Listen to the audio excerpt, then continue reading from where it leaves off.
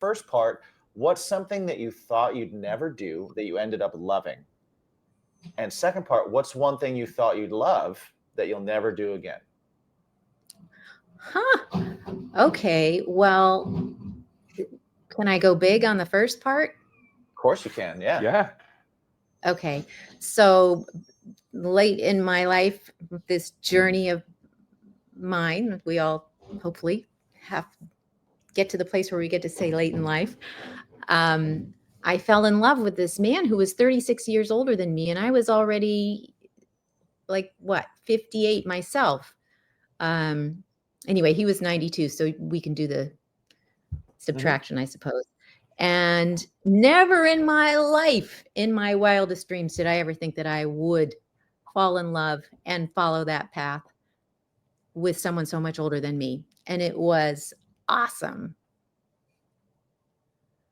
What It was was, what was it like when you kind of had that look in the mirror moment where you were like, I love this guy.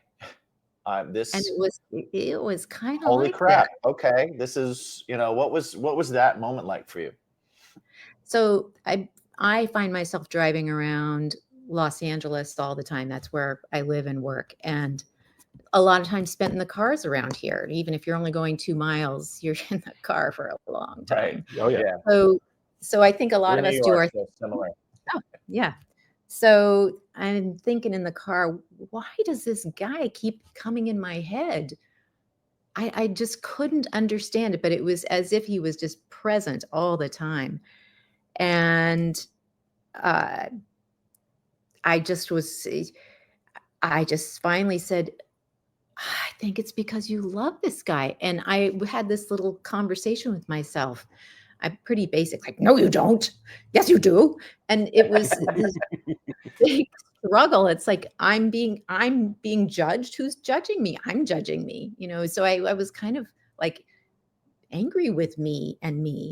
And but there and I struggled unfortunately too long in that I took so much time trying to convince myself that it wasn't okay, that it wasn't right, that I really lost precious time with him because Mhm. clearly our relationship would be short-lived. And I finally had to come to terms with myself and say, if you do not do this and you in a couple of years do not even have the opportunity to do this, you are going to be so upset with yourself. And so I just said, okay, to hell with it.